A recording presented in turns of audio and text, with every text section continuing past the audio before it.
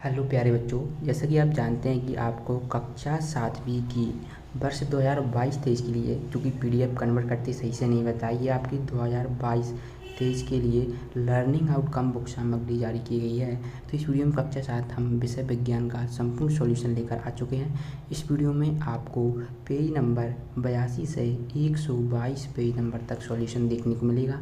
साथ ही साथ आप इसकी पीडीएफ भी यहाँ पर डाउनलोड कर पाएंगे। पीडीएफ किस प्रकार डाउनलोड करेंगे वो भी मैं बताऊंगा। देखिए, पहले मैं आपको सॉल्यूशन बता देता हूँ। देखिए, ये दिया गया है, आप यहाँ पर देखेंगे तो ये सब लिखा हुआ है। देखिए, ये पूरा सॉल्यूशन है आपको, और आगे का भी सॉल्यूशन आपको इसी पीडीएफ में मिल जाएगा। ये तो आपको यहाँ पर ओनली आप देख पाएंगे कि यहाँ पर जैसे आप देखेंगे कि ओनली क्या पेज नंबर 122 तक है, और भी आगे हैं। लेकिन आपको क्या करना है, जो मैं पीडीएफ दूंगा, पीडीएफ में इसके आगे का भी सॉल्यूशन मिल जाएगा। पीडीएफ के लिए मैं बता दूंगा आपको क्या करना रहेगा। बस पहले मैं आपको सॉल्यूशन बता देता हूं, ताकि आप अपनी जो लर्निंग आउटकम की बुक जारी की गई है उसको नोट डाउन करते चलें। ओके, तो ये चलिए देख लीजिएगा। स्टार्ट करते हैं इस वीडियो को। आपका अध्याय 2 है भोजन के घटक। तो यहाँ से देखिए, ये मैं अध्याय जो चैप्टर है ये पढ़कर नहीं बताऊंगा, क्योंकि अगर ये चैप्टर पढ़ूंगा ना तो ये वीडियो बहुत बड़ी बन जाएगी। ओके, आपको जो मैं बताता चलूँगा उनको आपको नोट डाउन करते चलना है, ठीक है। फिर भी बेसिक जानकारी होना चाहिए भोजन के घटक तो क्या क्या होते हैं, कौन कौन से। देखिए, तो यहाँ पर आप देख पाएंगे ये जो है कार्बोहाइड्रेट के कुछ स्रोत दिए गए हैं। गेहूँ है, शकरकंद है, आलू, तो ये कार्बोहाइड्रेट्स के हैं। और यहाँ पर आप देखेंगे तो वसा के ये दिए गए हैं कुछ स्रोत, है ना। तो ये आपको पता होना चाहिए। यहाँ पर आप देखेंगे वसा के कुछ स्रोत। ओके, यहाँ पर आप देखेंगे प्रोटीन के कुछ स्रोत दिए गए हैं पेज नंबर 83 पर। और ये यहाँ पर यहाँ वसा के कुछ स्रोत भी दिए गए हैं। विटामिन ए के कुछ स्रोत और विटामिन ए के यहाँ पर दिए गए हैं। ओके, तो ये आपको देख लेना। विटामिन सी के स्रोत हैं, ये तो आपको बुक में दिए रहेंगे। आंसर चलिए मैं बता देता हूँ किस तरीके से आपको आंसर वर्कशीट में करना है। तो ये पहली वर्कशीट है। यहाँ से आपको जो क्वेश्चन किस प्रकार से पूछा जाएगा, अगर स्टूडेंट वीडियो क्वालिटी सही नहीं आ रही हो तो वीडियो क्वालिटी के लिए आपको क्या करना है, 3 डॉट पर जाकर यहाँ पर सेटिंग का ऑप्शन आता है, उस पर जाकर वीडियो क्वालिटी बढ़ा लें। ओके, चलिए देखिए पोषक किसे कहते हैं। तो यहाँ पर आप इसका उत्तर लिख लीजिएगा। वे पदार्थ जो पादपों एवं जंतुओं से मिलते हैं तथा हमारे शरीर के लिए कुछ आवश्यक घटक होते हैं, इन घटकों को हम पोषक तत्व कहते हैं। इस तरीके से प्रश्न देखिए, पोषक के विभिन्न घटकों के नाम लिखिए। तो यहाँ पर आप नाम लिख लीजिए, कार्बोहाइड्रेट, प्रोटीन, वसा, विटामिन तथा खनिज लवण। तो ये आपको लिख लेना है। ओके, चलिए अब हम देखते हैं अगला प्रश्न 3 देखते हैं। तो यहाँ पर देखिए प्रश्न 3 है, तीसरे का है, हमारे शरीर को कार्बोहाइड्रेट की आवश्यकता क्यों पड़ती है। तो कार्बोहाइड्रेट हमारे शरीर की मुख्य रूप से ऊर्जा प्रदान करते हैं, इसलिए पड़ती है। तीसरे का ये कर लेना है, ठीक है। फिर तीसरे का भी देखिए, कार्बोहाइड्रेट के 5 स्रोतों के नाम लिखिए। तो चावल, गन्ना, मक्का, आलू, पपीता। तो ये आपको क्या यहाँ पर कुछ मुख्य स्रोत दिख जाएंगे। बच्चों, पीडीएफ डाउनलोड करना चाहते हैं तो आपको एक व्हाट्सएप ग्रुप दिया गया है, नीचे लिंक डिस्क्रिप्शन बॉक्स में दी गई है ना। उस पर जैसे क्लिक करेंगे तो आप व्हाट्सएप ग्रुप को ज्वाइन कर लीजिएगा। वहाँ पर आपको बिल्कुल फ्री में जो रहेगी इस पूरी की पीडीएफ देखने को मिल जाएगी। ओके, तो व्हाट्सएप ग्रुप पर जाइए, है ना, वहाँ पर ज्वाइन कर लीजिएगा। हालचाल नहीं मिलेगी, पहले आप कम से कम अगर इस वीडियो पर लगभग 10,000 व्यूज़ करा देते हैं तो वहाँ पर पीडीएफ डाल दी जाएगी। तो इसलिए इस वीडियो को अपने दोस्तों के साथ शेयर कर दें और व्हाट्सएप ग्रुप को ज्वाइन कर लें। ध्यान रहे जल्दी कर लेना, क्योंकि व्हाट्सएप ग्रुप पर लिमिट रहती है। आप जानते हैं 200-300 से ज़्यादा इंसान बच्चे नहीं ज्वाइन हो सकते। हालांकि मैंने वैसे भी हमारे कम से कम 4 से 5 ग्रुप बन चुके हैं। कोई बात नहीं, 5वां ग्रुप आप में ज्वाइन हो जाइए। जो भी ग्रुप हो वो आप ज्वाइन हो जाइए। ओके, चलिए देखिए भोजन 4A। तो ये क्वेश्चन है, तो भोजन के किस घटक को शरीर वर्धक भोजन कहते हैं। तो प्रोटीन युक्त भोजन को प्रायः शरीर वर्धक भोजन कहते हैं। इसके बाद देखिए प्रश्न 4 भी है कि वसा के कोई 5 स्रोतों के नाम लिखिए जो हमें पादपों से प्राप्त होते हैं। तो वसा के पादप स्रोत मूंगफली, सरसों का तेल, सूरजमुखी का तेल, नारियल का तेल और सोयाबीन का तेल है। और 5 है प्रश्न, हमारे शरीर में विटामिन के क्या कार्य हैं। तो विटामिन रोगों से हमारे शरीर की रक्षा करती हैं तथा आँख, दांत, अस्थियाँ एवं मसूड़ों को स्वस्थ रखते हैं। तो विटामिन सी के कुछ प्रमुख स्रोत देखिए यहाँ पर आप। तो यहाँ पर देखिए विटामिन सी के प्रमुख स्रोत यहाँ पर आप देख पाएंगे। ये आपका था प्रश्न 6, है ना। तो प्रश्न 6 आप यहाँ पर देख पाएंगे। प्रश्न 6, विटामिन सी के प्रमुख स्रोत नींबू, आंवला, टमाटर, संतरा, अमरूद और मिर्च आदि हैं। तो यहाँ से आप पेज नंबर 88 तक कंप्लीट कर लेंगे। इसके बाद अगला पेज नंबर है 89। तो यहाँ पर आप देखेंगे, ये देखिए 88 तक कंप्लीट हो गया। 89 पेज नंबर देखिए, हमारे शरीर को खनिज लवण की आवश्यकता क्यों होती है। तो ये आप इसका आंसर लिख देंगे, स्क्रीन पर आप देख पा रहे हैं, अच्छे से लिख लीजिएगा। इसके बाद है प्रश्न 8, निम्न के दो स्रोतों के नाम लिखिए। आयोडीन, जैसे आयोडीन का है दूध और अंडा। फास्फोरस के स्रोत हैं दूध, केला, मिर्च। लोहे के स्रोत हैं पालक, अदरक, मछली। और कैल्शियम की दूध और अंडा। इस तरीके से इसका कर लेना है। इसके बाद देखिए 5, प्रश्न 9 देखिए, हमारे शरीर की रुक्षांश का क्या है महत्व है। तो रुक्षांश बिना पचे भोजन को बाहर निकालने के लिए हमारे शरीर की सहायता करता है। अगला देखिए 10वां, जल हमारे शरीर के लिए क्यों आवश्यक है। तो जल भोजन में उपस्थित पोषणों को अवशोषित करने में हमारे शरीर की सहायता करता है। तो ये प्रश्न 10 है। इस तरीके से आप प्रश्न 10 को लिखेंगे, है ना। तो आप स्क्रीन पर देख पा रहे हैं, ऐसे ही आपको प्रश्न 10 कंप्लीट कर लेना है। तो अब अगला देखिए वर्कशीट 2। तो वर्कशीट 2 क्या है, चलिए देखते हैं। संतुलित आहार किसे कहते हैं, जो पेज नंबर 89 है आपका। तो संतुलित आहार क्या होता है, चलिए ध्यान दें। हमारे शरीर की वृद्धि और अच्छे स्वास्थ्य को बनाए रखने के लिए हमारे आहार में वे सभी पोषक तत्व उचित मात्रा में होने चाहिए जिनकी हमारे शरीर की आवश्यकता हो। कोई भी पोषक तत्व ना आवश्यकता से अधिक हो और ना ही कम। हमारे आहार में पर्याप्त मात्रा में रुक्षांश एवं जल भी होना चाहिए। ओके, इस प्रकार के आहार को संतुलित आहार कहते हैं। इस तरीके से आप इसका कर देना 89 का पहले का। दूसरा देखिए, क्या प्रत्येक आयु वर्ग के लोगों को एक समान संतुलित आहार की आवश्यकता होती है, और होती है तो क्यों। तो जी हाँ, प्रत्येक आयु वर्ग के लोगों के लिए अलग अलग प्रकार के आहार की आवश्यकता होती है। हमारा संतुलित आहार हमारे शरीर कार्य पर निर्भर करता है। इसका तीसरा देखिए, अल्पव्यय यानी कि कम खर्च। अल्पव्यय का मतलब होता है कम खर्च या आसानी से उपलब्ध कोई 4 संतुलित आहार में सम्मिलित पोषक आहार का नाम लिखिए। तो यहाँ पर आप 4 सम्मिलित पोषक आहार के नाम लिख पाएंगे। बच्चों, पूरा सॉल्यूशन मिलेगा इस चैनल पर, पीडीएफ में मिलेगी। पीडीएफ के थ्रू आप डाउनलोड कर पाएंगे। व्हाट्सएप ग्रुप को ज्वाइन कर लीजिएगा।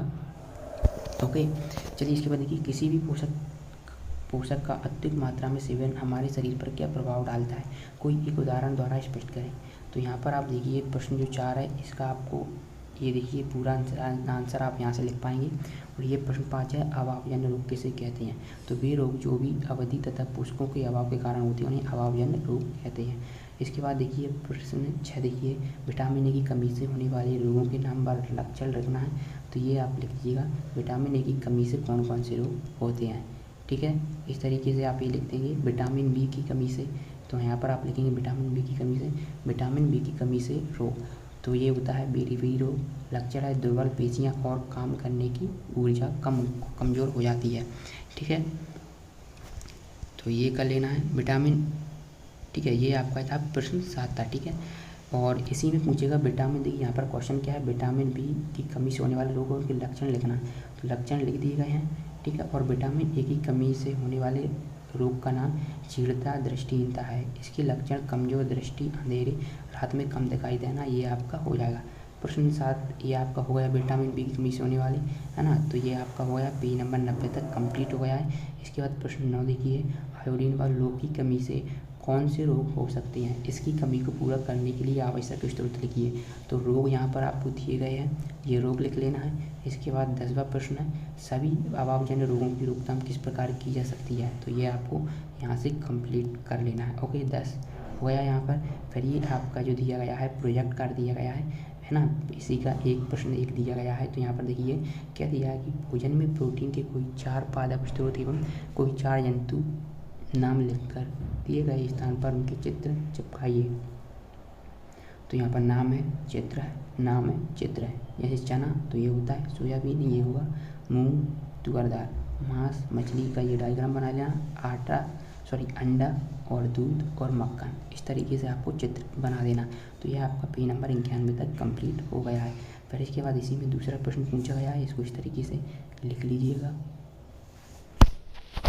तो ये आपका दूसरा प्रश्न हो गया है।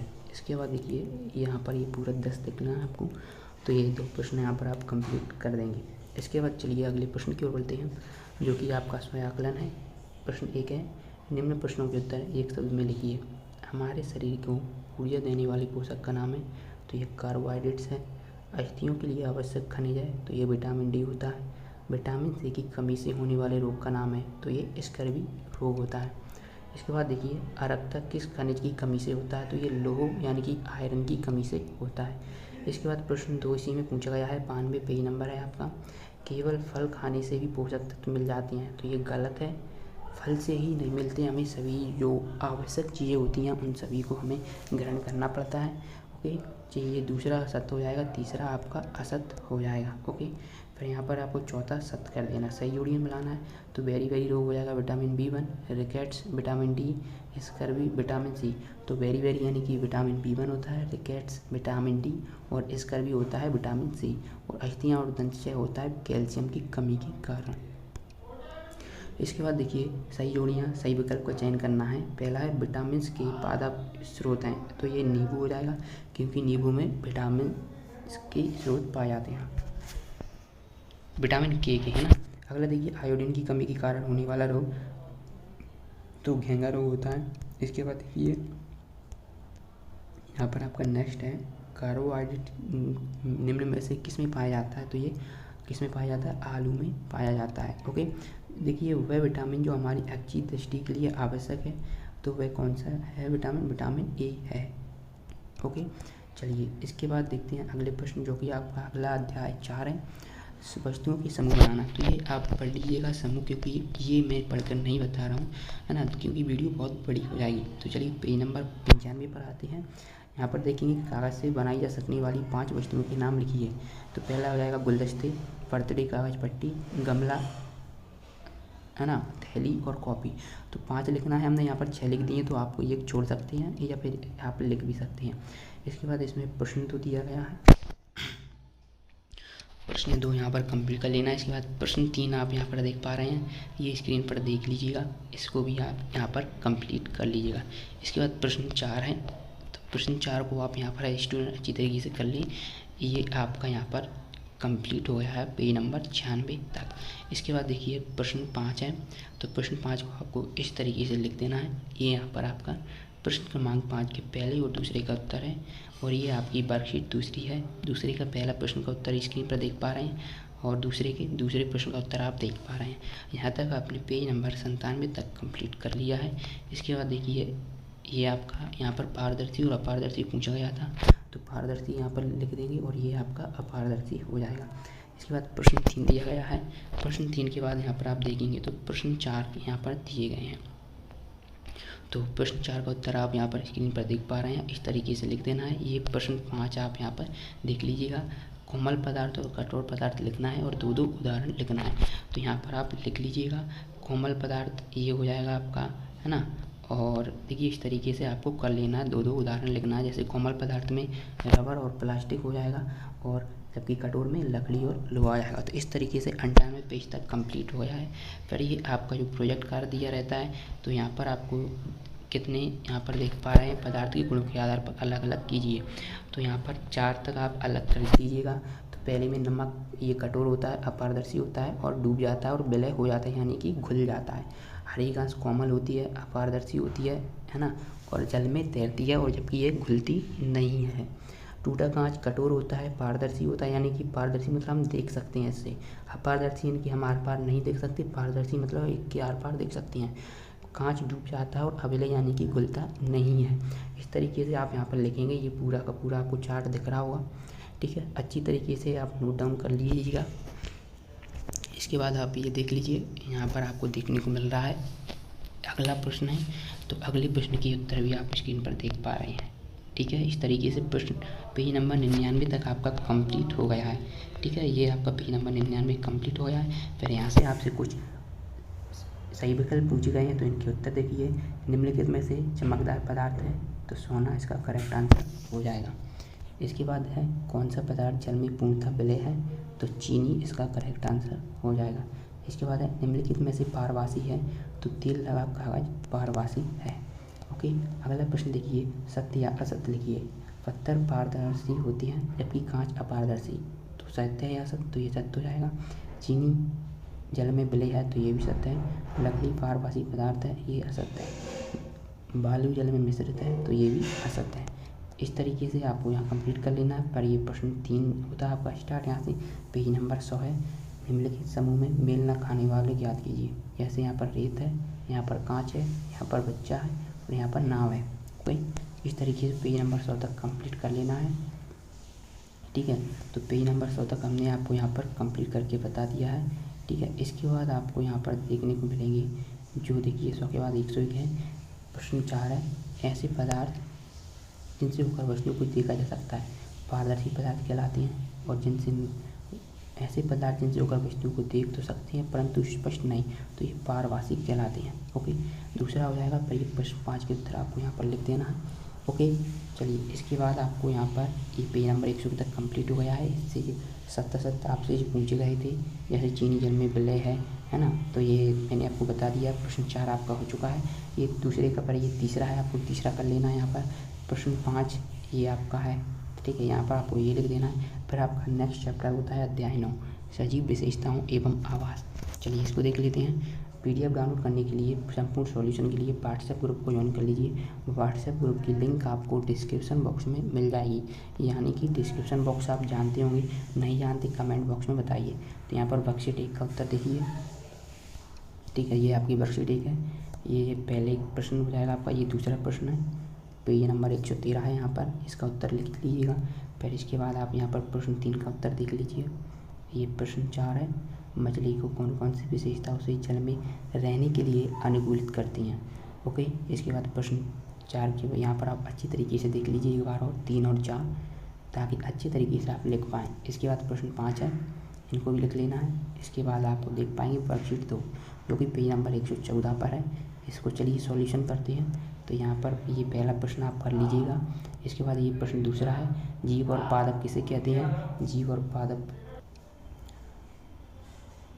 और पादप को आपको बताना है और 2 विशेषताएं भी लिखना है। तो इस तरीके से लिख लीजिएगा, स्क्रीन पर आप देख पा रहे होंगे। इसके बाद अगला प्रश्न है, तो इसका जो यहाँ पर आप देख पाएंगे जो आपका प्रश्न 2 है। फिर इसके बाद ये है आपका परिलक्षित होती हैं उन्हें लिखिए, है ना। तो ये लिख दीजिए। प्रश्न तीसरा आपको यहाँ पर लिख पाएंगे, ये स्क्रीन पर आप देख पा रहे हैं, ठीक है। चलिए इसके बाद प्रश्न 4 है, तो यहाँ पर आप प्रश्न 4 देखिए। ये प्रश्न 4 का उत्तर आप यहाँ पर करेक्टली लिख पाएंगे। इसके बाद प्रश्न 5 आप यहाँ पर देख पा रहे हैं, है ना। तो ये प्रश्न 5 का उत्तर है। ओके, ये प्रश्न 5 हो जाएगा कंप्लीट। यहाँ पर 100 पेज नंबर 115 तक आपको बता दिया गया है। ओके, इसके बाद देखिए वर्कशीट 3 है आपकी, सजीवों को भोजन की आवश्यकता क्यों होती है। तो यहाँ पर उत्तर लिखिएगा। ये प्रश्न यहाँ पर इसका दूसरा है, सजीवों में श्वसन के दौरान कौन सी गैस अंदर ली जाती है तथा कौन सी बाहर ली जाती है, तो ये बताना है। ओके, जो अंदर ली जाती है वो ऑक्सीजन होती है और जो बाहर ली जाती है वो कार्बन डाइऑक्साइड होती है। इस तरीके से अगला प्रश्न देखिए, प्रश्न 3, तो पौधे तथा जंतुओं में उद्दीपन के प्रति अनुक्रिया के कोई 2 उदाहरण लिखिए। तो पौधों में उद्दीपन के उदाहरण यहाँ पर लिख लीजिएगा, ठीक है। और प्रश्न 4 देखिए, इसका उत्तर भी आप स्क्रीन पर देख पा रहे होंगे। ये आप प्रश्न 5 देख पा रहे हैं। इस तरीके से आप प्रश्न 5 का प्रजनन की 2 विधियों के बारे में लिखिए तथा पौधों में किस प्रकार की प्रजनन पाया जाता है ये बताना है। ये आंसर आप कंप्लीट करिए। पर प्रोजेक्ट कार्य है फर्स्ट ए, तो सजीवों में पाए जाने वाले लक्षणों की सूची बनाना है। एक तरीके से आप सूची बना लीजिएगा। ओके, इसके बाद है फर्स्ट बी, तो यहाँ पर आपको ये कंप्लीट यहाँ पर कर लेना है। ओके, ये आपको दिएगा या दूसरा कर लेना है। ये पहला है श्वसन, फिर ये आपका आता है उद्दीपन की प्रति अनुक्रिया, यहाँ पर भर लेना है। फिर आता है गति। इस तरीके से आपको इनको भर लेना है। ओके, ये पेज नंबर 118 तक कंप्लीट हो गया है। फिर इसके बाद से 2A आता है क्वेश्चन। इसको आपको 1 से 4 तक यहाँ पर दिए गए हैं। कोई 20 जंतुओं के नाम लिखना है और वो कहाँ रहती है और वो कौन सा भोजन खाती हैं, शाकाहारी हैं या फिर मांसाहारी हैं, और गति कैसी है, वो तैरती हैं या रेंगती हैं पर चलती हैं। जैसे गाय है, गाय घर में रहती है, एक शाकाहारी है और चलती है।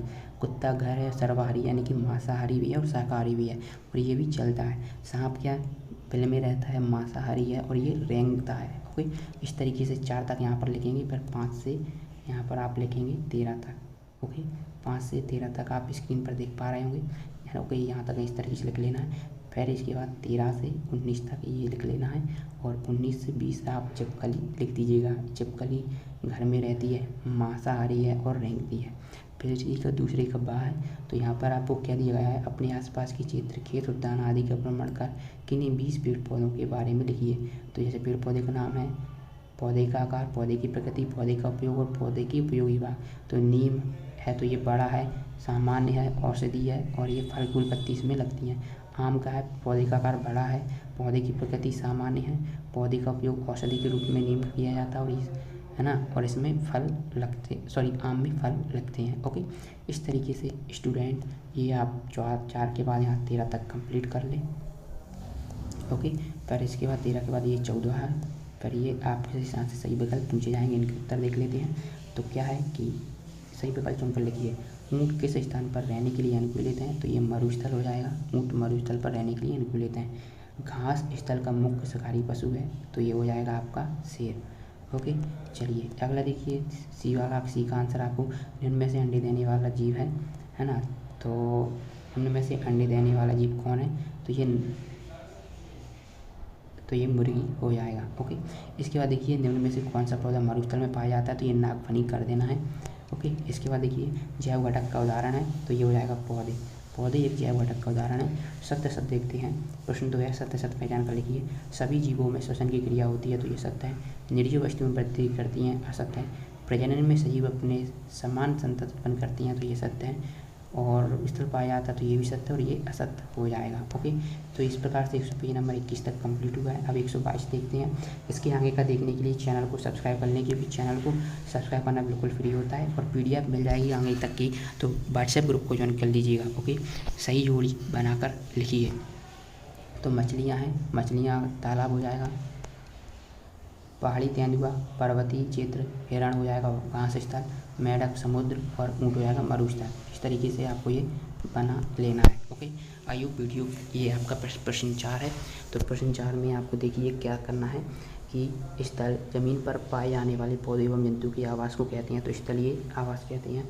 ओके, ये अजैब हो जाएगा, यहाँ पर आप इस तरीके से लिख पाएंगे। ओके, तो ये आपको लिख देना है।